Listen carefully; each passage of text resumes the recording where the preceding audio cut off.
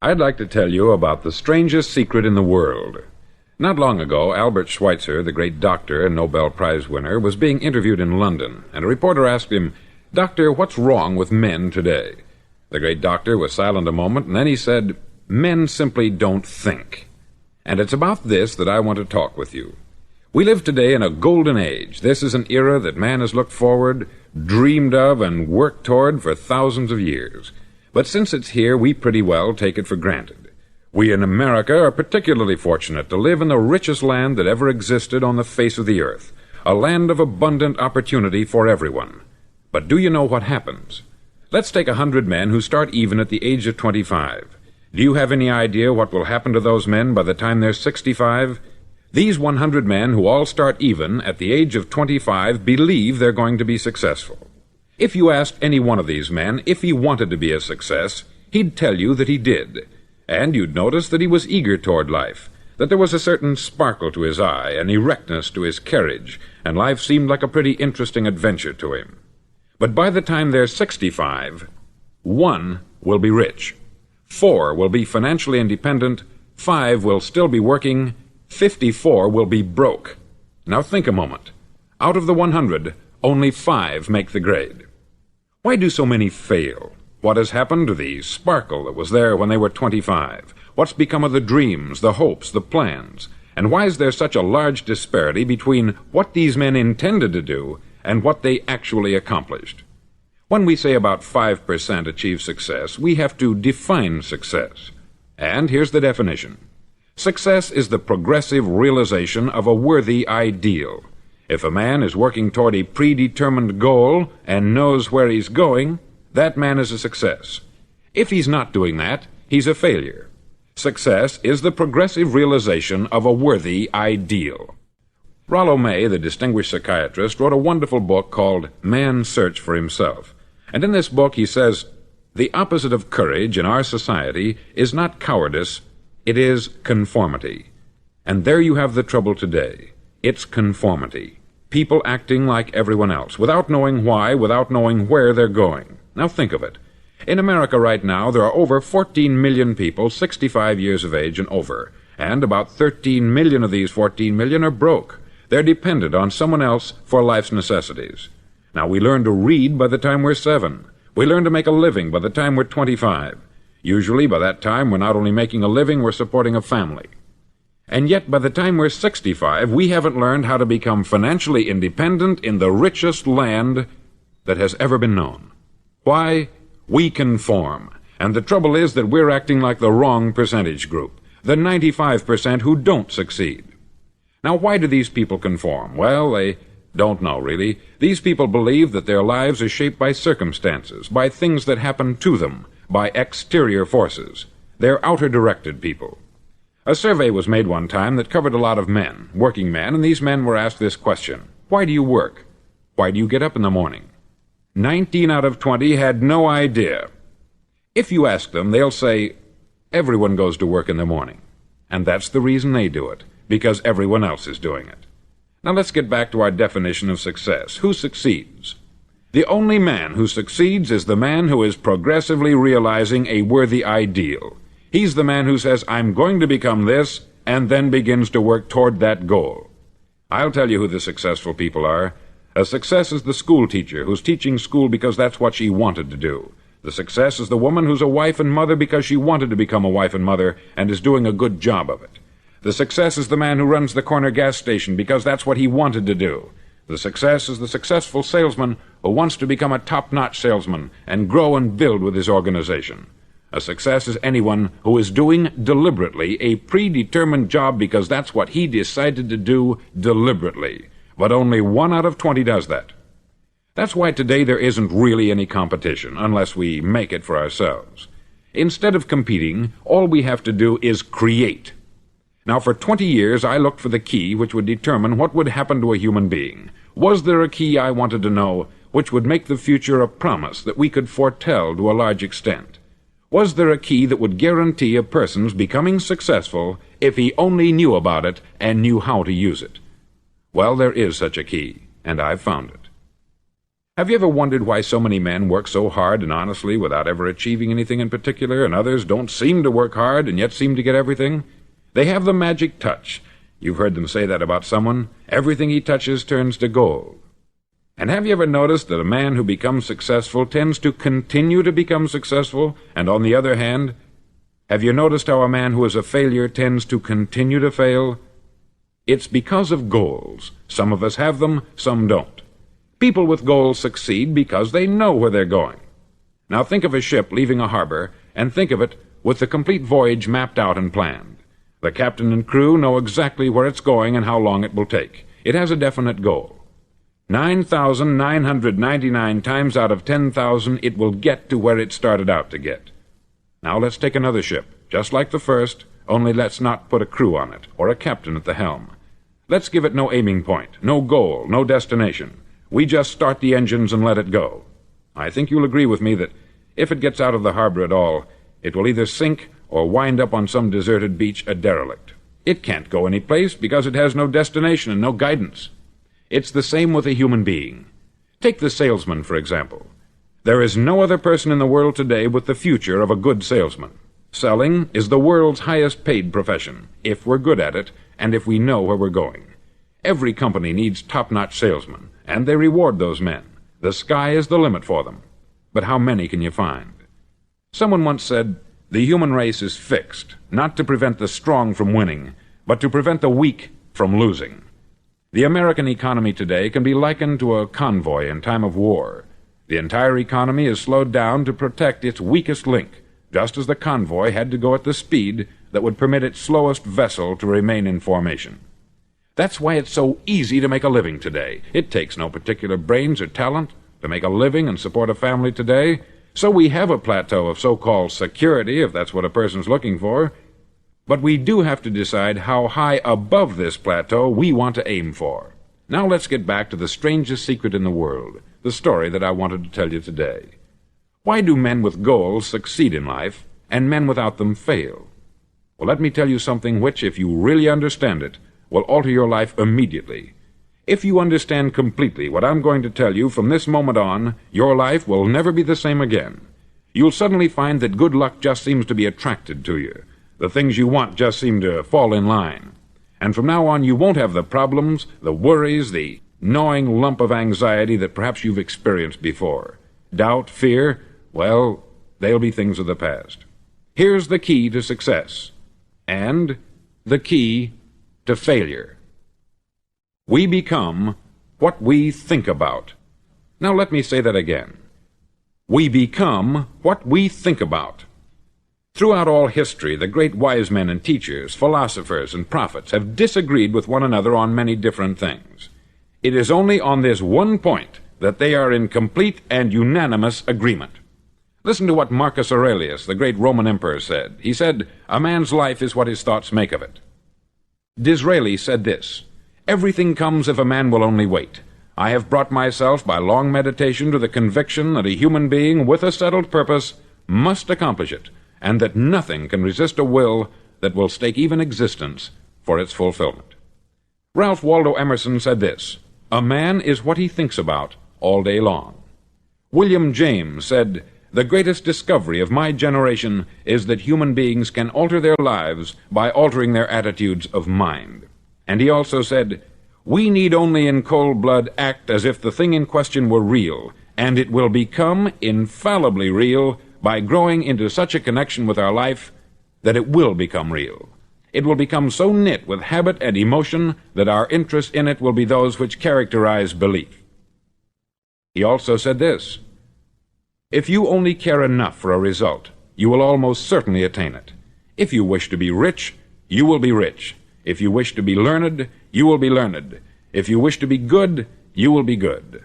Only you must then really wish these things, and wish them exclusively, and not wish at the same time 100 other incompatible things just as strongly."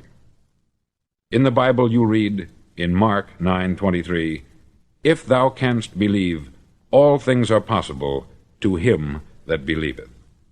Dr. Norman Vincent Peale said this, "This is one of the greatest laws in the universe. Fervently do I wish I had discovered it as a very young man. It dawned upon me much later in life, and I've found it to be one of the greatest, if not my greatest discovery, outside of my relationship to God.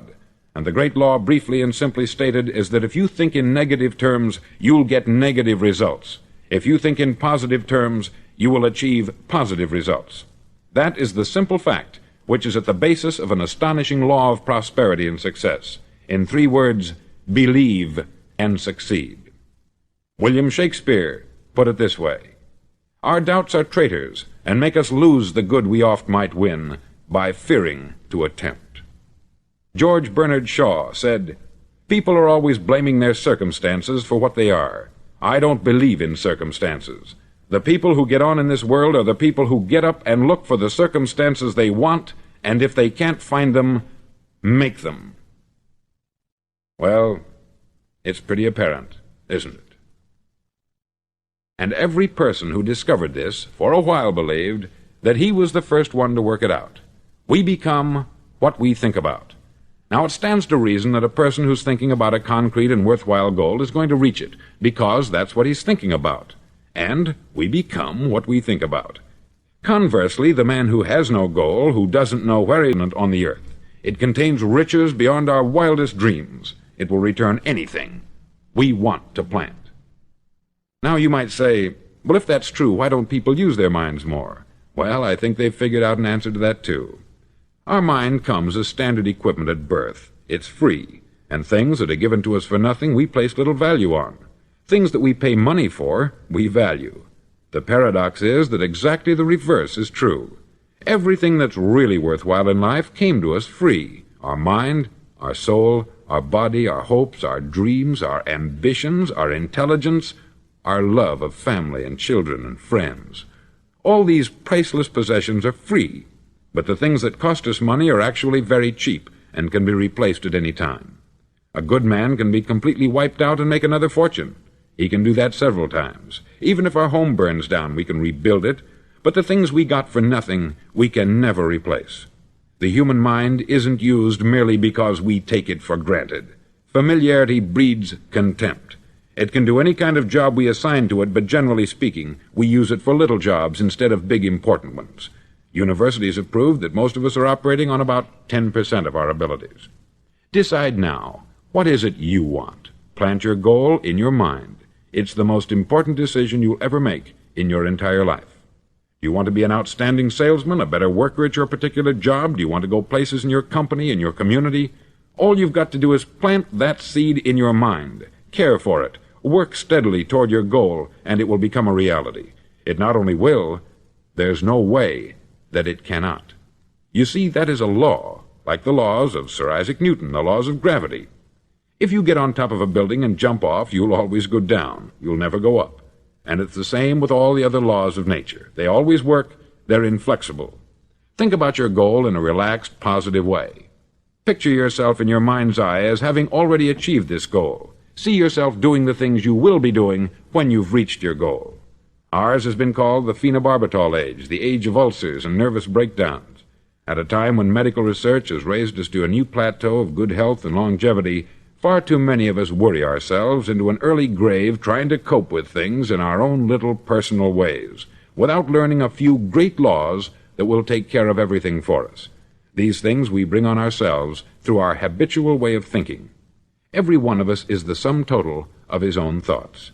He is where he is because that is exactly where he really wants to be, whether he'll admit that or not. Each of us must live off the fruit of his thoughts in the future, because what you think today and tomorrow, next month and next year, will mold your life and determine your future. You're guided by your mind.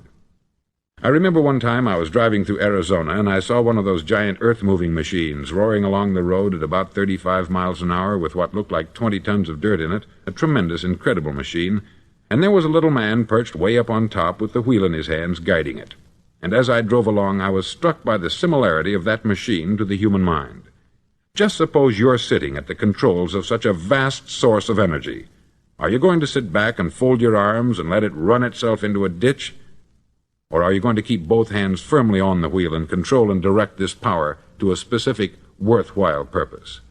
It's up to you. You're in the driver's seat. You see, The very law that gives us success is a two-edged sword. We must control our thinking.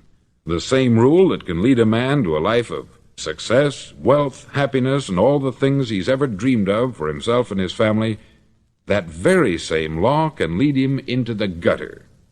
It's all in how he uses it, for good or for bad. This is the strangest secret in the world.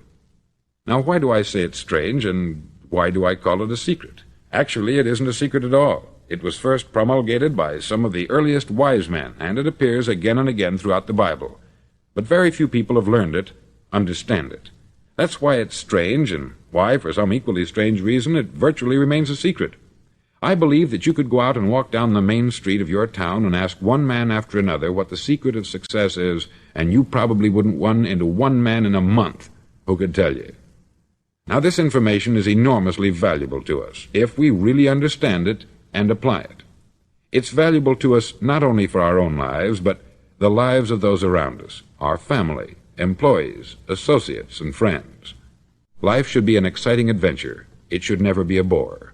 A man should live fully, be alive. He should be glad to get out of bed in the morning. He should be doing a job he likes to do because he does it well. One time I heard Grove Patterson make a speech, the editor-in-chief of the Toledo Daily Blade, and as he concluded his speech, he said something that I've never forgotten. He said something like this: "My years in the newspaper business have convinced me of several things, among them that people are basically good, and that we came from someplace, and we're going someplace. So we should make our time here an exciting adventure. The architect of the universe didn't build a stairway leading nowhere." And the greatest teacher of all, the carpenter from the plains of Galilee, gave us the secret time and time again. "As ye believe, so shall it be done unto you." I've explained the strangest secret in the world and how it works. Now I want to explain how you can prove to yourself the enormous returns possible in your own life by putting this secret to a practical test. I want you to make a test that will last 30 days. Now, it isn't going to be easy. If you'll give it a good try, it will completely change your life for the better. Back in the 17th century, Sir Isaac Newton, the English mathematician and natural philosopher, gave us some natural laws of physics which apply as much to human beings as they do to the movement of bodies in the universe. Now, one of these laws is that for every action there is an equal and opposite reaction. Simply stated, as it applies to you and me, it means we can achieve nothing without paying the price. The results of your 30-day experiment will be in direct proportion to the effort you put forth. To be a doctor, you must pay the price of long years of... It's many things. First, it's understanding emotionally, as well as intellectually, that we literally become what we think about, that we must control our thoughts if we're to control our lives. It's understanding fully that, as ye sow, so shall ye reap. Secondly, it's cutting away all the fetters from the mind and permitting it to soar as it was divinely designed to do. It's the realization that your limitations are self-imposed, and that the opportunities for you today are enormous beyond belief. It's rising above narrow-minded pettiness and prejudice. Thirdly, to use all your courage to force yourself to think positively on your own problem, to set a definite and clearly defined goal for yourself, to let your marvelous mind think about your goal from all possible angles, to let your imagination... It's also remembering that no matter what your present job, it has enormous possibilities if you're willing to pay the price. Now let's just go over the important points in the price each of us must pay to achieve the wonderful life that can be ours. It is, of course, worth any price. 1. You will become what you think about. 2. Remember the word imagination. Let your mind soar. 3. Courage. Concentrate on your goal every day. 4. Save 10% of what you earn. And action. Ideas are worthless unless we act on them. Now I'll try to outline the 30-day test I want you to make. Now keep in mind that you have nothing to lose by making this test, and everything you could possibly want to gain. There are two things that may be said of everyone. Each of us wants something, And each of us is afraid of something. I want you to write on a card what it is you want more than anything else. It may be more money. Perhaps you'd like to double your income or make a specific amount of money. It may be a beautiful home. It may be success at your job. It may be a particular position in life. It could be a more harmonious family. Each of us wants something. Write down on your card specifically what it is that you want. Make sure it's a single goal and clearly defined. You needn't show it to anyone, but carry it with you so that you can look at it several times a day. Think about it in a cheerful, relaxed, positive way each morning when you get up, and immediately you have something to work for, something to get out of bed for, something to live for. Look at it every chance you get during the day and just before going to bed at night. As you look at it, remember that you must become what you think about, and since you're thinking about your goal, you realize that soon it will be yours. In fact, it's yours really the moment you write it down and begin to think about it.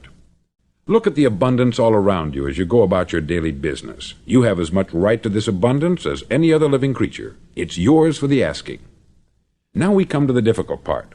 Difficult because it means the formation of what is probably a brand new habit, and new habits are not easily formed. Once formed, however, it'll follow you for the rest of your life. Stop thinking about what it is you fear. Each time a fearful or negative thought comes into your consciousness, replace it with a mental picture of your positive and worthwhile goal.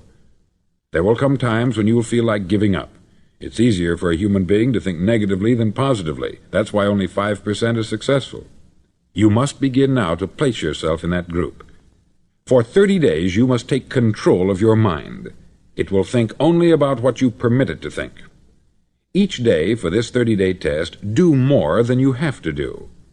In addition to maintaining a cheerful, positive outlook, give of yourself more than you've ever done before. Do this knowing that your returns in life must be in direct proportion to what you give. The moment you decide on a goal to work toward, you're immediately a successful person. You're then in that rare and successful category of people who know where they're going. Out of every 100 people, you belong to the top 5. Don't concern yourself too much with how you're going to achieve your goal. Leave that completely to a power greater than yourself. All you have to do is know where you're going. The answers will come to you of their own accord. Remember these words from the Sermon on the Mount, and remember them well. Keep them constantly before you this month of your test. Ask, and it shall be given you. Seek, and ye shall find. Knock, and it shall be opened unto you. For every one that asketh receiveth, and he that seeketh findeth, and to him that knocketh it shall be opened. It's as marvelous and as simple as that. In fact, it's so simple that in our seemingly complicated world it's difficult for an adult to understand that all he needs is a purpose and faith. For 30 days, do your best. If you're a salesman, go at it as you've never done before, not in hectic fashion, but with the calm, cheerful assurance that time well spent will give you the abundance in return you deserve and want. No matter what your job, do it as you've never done it before for 30 days. And if you've kept your goal before you every day, you'll wonder and marvel at this new life you've found. Dorothea Brand, outstanding editor and writer, discovered it for herself and tells about it in her fine book, Wake Up and Live. Her entire philosophy is reduced to the words, act as though it were impossible to fail. She made her own test with sincerity and faith, and her entire life was changed to one of overwhelming success. Now you make your test for 30 full days. Don't start your test until you've made up your mind to stick with it. You see, by being persistent, you're demonstrating faith. Persistence is simply another word for faith. If you didn't have faith, you would never persist. If you should fail during your first 30 days, by that I mean suddenly find yourself overwhelmed by negative thoughts, you've got to start over again from that point and go 30 more days. Gradually your new habit will form until you find yourself one of that wonderful minority to whom virtually nothing is impossible. Don't forget the card. It's vitally important as you begin this new way of living. On one side of the card, write your goal, whatever it may be. On the other side, write the words we've quoted from the Sermon on the Mount. Ask, and it shall be given you. Seek, and ye shall find. Knock, and it shall be opened unto you. Nothing great was ever accomplished without inspiration. See that during these crucial first 30 days, your own inspiration is kept at a peak. Above all, don't worry. Worry brings fear, and fear is crippling. The only thing that can cause you to worry during your test is trying to do it all yourself. Know that all you have to do is hold your goal before you. Everything else will take care of itself. Remember also to keep calm and cheerful. Don't let petty things annoy you and get you off course. Now, since making this test is difficult, some may say, well, why should I bother? Well, look at the alternative. No one wants to be a failure. No one really wants to be a mediocre individual. No one wants a life constantly filled with worry, fear, and frustration. Therefore, remember that you must reap that which you sow. If you sow negative thoughts, your life will be filled with negative things. If you sow positive thoughts, your life will be cheerful, successful, and positive. Now, gradually, you will have a tendency to forget what you've heard on this record. Play it often. Keep reminding yourself of what you must do to form this new habit. Gather your whole family about and listen to what's been said here at regular intervals. You know, most men will tell you that they want to make money without understanding the law. The only people who make money work in the mint. The rest of us must earn money. This is what causes those who keep looking for something for nothing or a free ride to fail in life. The only way to earn money is by providing people with services or products which are needed and useful. We exchange our product or service for the other man's money. Therefore, the law is that our financial return will be in direct proportion to our service. Success is not the result of making money. Making money is the result of success, and success is in direct proportion to our service. Most people have this law backwards. They believe that you're successful if you earn a lot of money.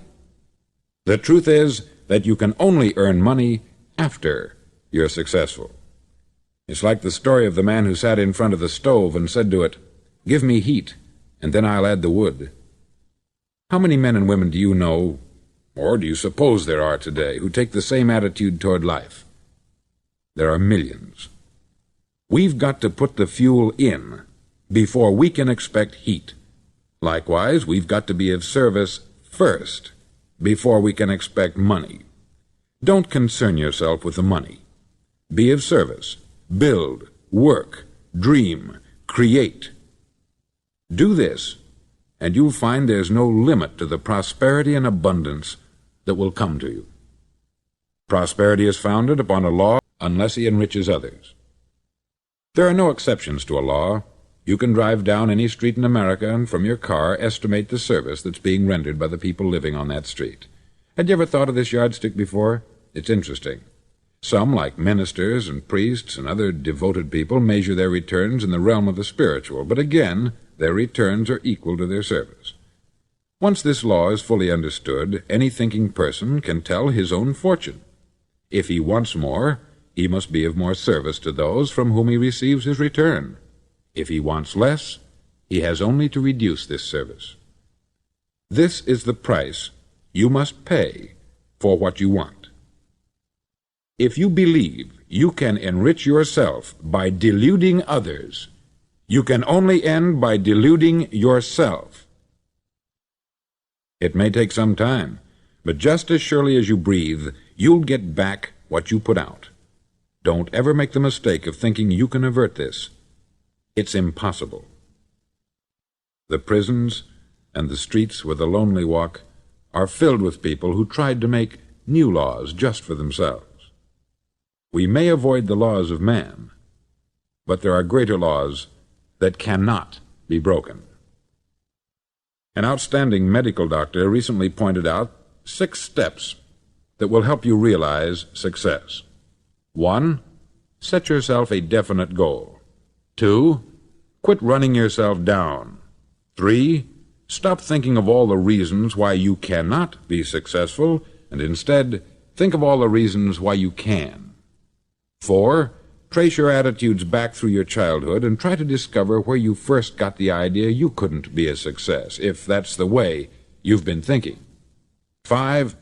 Change the image you have of yourself by writing out a description of the person you would like to be. And 6. Act the part of the successful person you have decided to become. The doctor who wrote those words is a noted West Coast psychiatrist, David Harold Fink, M.D. Do what all experts since the dawn of recorded history have told you you must do. Pay the price by becoming the person you want to become. It's not nearly as difficult as living unsuccessfully. Make your 30-day test. Then repeat it. Then repeat it again. Each time it will become more a part of you until you'll wonder how you could ever have lived any other way. Live this new way, and the floodgates of abundance will open and pour over you more riches than you may have dreamed existed. Money? Yes, lots of it. But what's more important, you'll have peace. You'll be in that wonderful minority who lead calm, cheerful, successful lives. Start today.